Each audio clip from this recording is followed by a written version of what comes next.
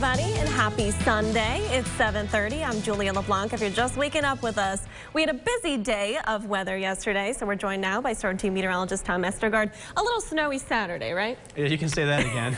We saw anywhere from an inch to over 10 inches of snow, so really varied where you live. Most of it was west of Syracuse, though. We had whiteout conditions, and other folks had sunnier skies. So a bit of a crazy day in the weather department here, but more sunshine for all for today. It's just rather chilly this morning. A lot of areas seeing temperatures below zero, too, north and east of Syracuse. Looking at our map right now, Watertown 12 below, very cold up there with the clear skies. Rome is at -1, Fulton single digits at 2 degrees, and with some little more cloud cover across Syracuse, Scantlis, and Cortland thanks to some lake effect clouds. That is why those temperatures are, I want to call them a little milder, lower to mid-teens.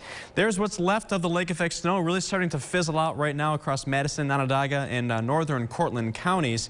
Throughout today, we can look forward to a nice mix of sun and clouds. Temperatures just getting up to near 30 degrees with much warmer air to talk about the next couple of days. We'll show that off in my 7-day forecast in just a few minutes. Julia?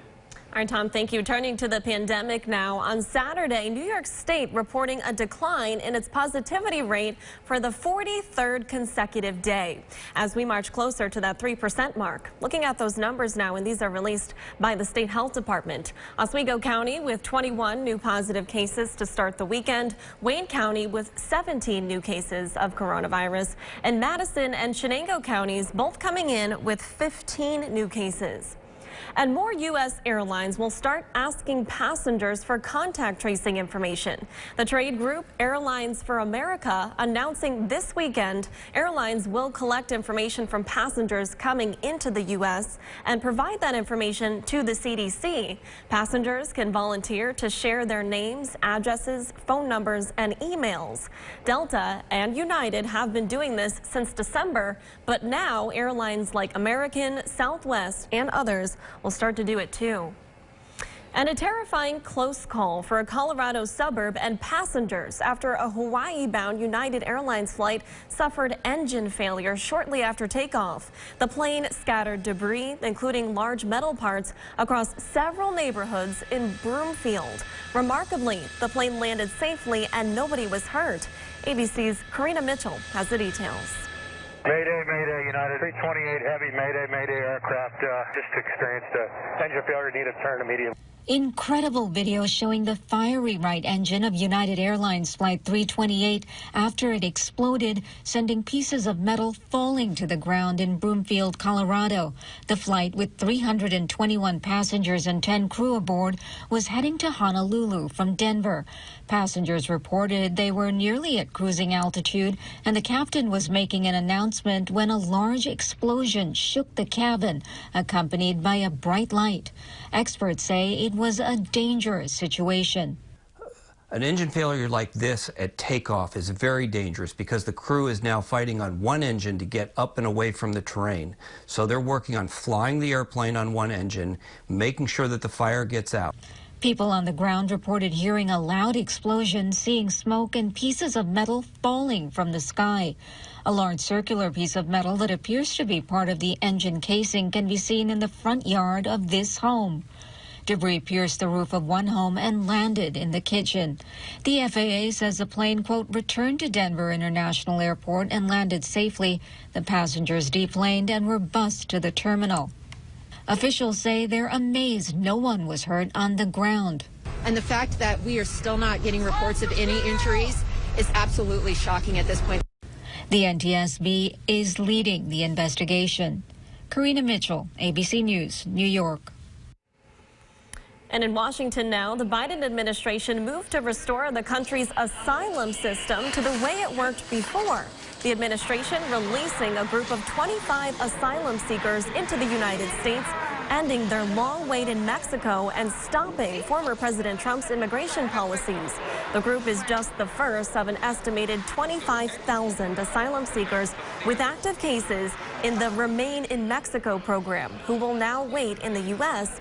for their court hearings. And winter weather also making itself known down south, causing problems for the people of Texas. A Buffalo couple is going the extra mile for people without electricity and water in parts of that state. Abby Freeman shows us how they plan to make a difference in these difficult times. I've been reading about everything that's going on down there and just feel for the people suffering. I've been hungry and thirsty, and I just want to do what I can. Raymond Krause and Patty South of Buffalo are collecting donations out of their home for those suffering in Texas. Non-perishable food for them, of course. A lot of them don't have electricity and things like that, so there's a lot of kids, snacks for them. We have an interview with Tops later on today for donations and stuff like that, and we'll be going around to the local grocery stores and everything to see if they can help out. But that's not all they're doing. They plan to drive a U-Haul filled with those donated items down to Texas and spend 2 weeks there. In the mornings, we're hopefully going to be handing out all the supplies from the U-Haul, and then in the afternoons, we're going to go to people's houses and help them fix their pipes and show them how to keep them thawed and everything like that in case anything else happens again. Krause, a handyman, says he's starting to hear from people who need help with their homes. I talk to a lot of people online, and I talk to a lot of people down in Texas, and they'll be able to point me in the right direction to people who actually need the help. Sympathetic to the situation many Texans have found themselves in, Patty and Ray say they've been there. We've all went through the pandemic last year. We're all still going through it. But if we can have an opportunity to go help them, he's not able to work right now. I'm disabled, so I can go and offer a hand. If you're interested in donating, Patty and Ray tell us you can drop off donations at their house. They could do it right here at 40 Norrell, Buffalo, at the rear house. We don't want to bug the neighbors up front or anything like that. In Buffalo, Abby Fridman, News Nation. Wow, that's so nice to see people not involved in what's going on in Texas helping out. Absolutely. And always count on Buffalonians who know about that snow, right? Definitely. They saw about 30 inches of snow just yesterday, so we were too bad here. I mean, still a good amount for us, around 10 inches of snow, but could have been a lot worse. But today, lots of sunshine, temperatures near 30, and even warmer coming up the next few days. Like the sound of that. Thank you, Tom. Yeah. All right, coming up at 7:48, another Sunday and another adoptable pet. We'll check in with Scooby from B&R Bunkhouse Adoptables.